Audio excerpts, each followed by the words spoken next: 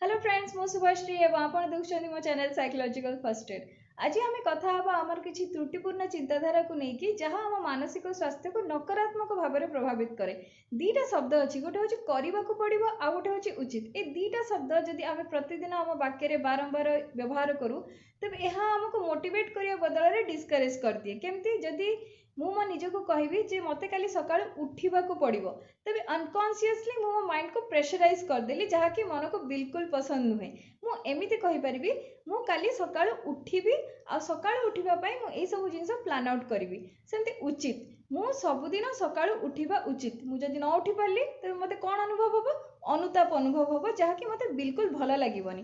तेणु सब निज वाक्य पॉजिटिव स्टेटमेंट व्यवहार करंतु जेमति मु करिबी मु ए काम करिबी मु करिया पई चेष्टा करिबी।